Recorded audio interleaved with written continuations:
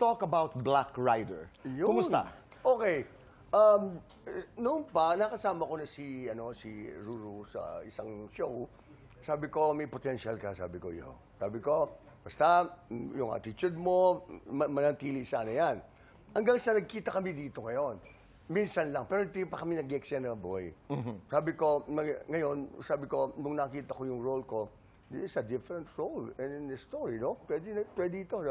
Senador ako, boy. And soon to be somebody. Somebody. And that's exciting. Mas mataas at ng kutungkulan ko, no? Okay. And maglalaban siguro kami ni Ruru someday, no?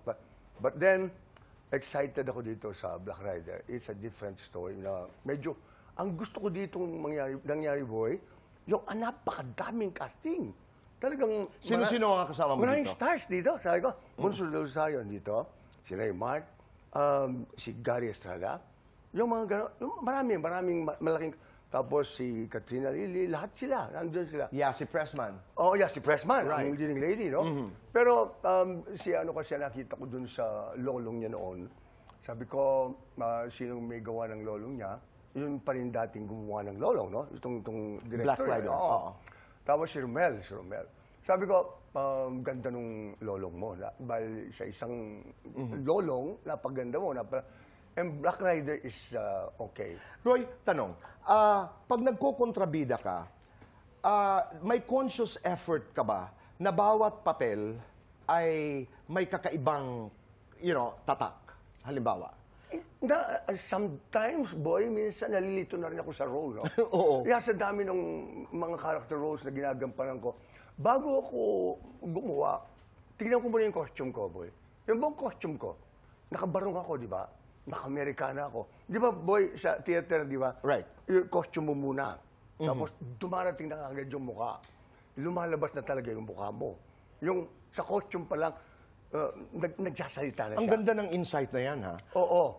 Yung gano'n, nahihiya naman ako dun sa role ko. Pero but then, sana naman para hindi matularan lang siguro ito, no? So, Hindi, pero napakaganda ng insight na yun, Roy. Kasi si Roy po ay nag-umpisa rin ho sa teatro, hindi lamang po sa pagiging fashion model. pareho kami, boy. Ambon sa magdamag. Ako naman ang kwento ko, mabilisan lamang.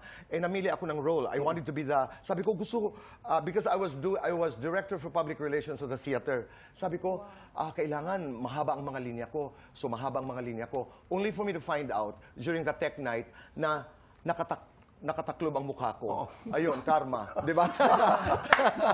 No, but ang insight doon, ang ganda, because may one of the greatest actors in the world, pag siya'y napalitan na ang buhok, yung wig, doon siya nag-uumpisa ng characterization. Yeah. Ang sinasabi ng dad niyo ngayon, costume pa lamang, doon siya nag-uumpisa mag-build ng character. Yeah, Ganda, no? Oo, Ganda costume ng pa lang. insight. Gusto ko pumasok na, yung senador ka, di ba? At magdidikta kung paano ka Oo, kikilos, magdidikta ka. paano ka Oo. magsasalita, Yeah. kung anong role. It follows. Ganda. Yun, costume ako. I never thought Katulad about nung it. Mulawin. Yes. Oo. Ako ang pinakamataas sa Mulawin. Costume pa lang, nung kinostuman akong ganyan, boy, Doon lumalabas. iba na. Ibon ka na. Di ba? Oh. Iba na. Ruler ka na, di ba?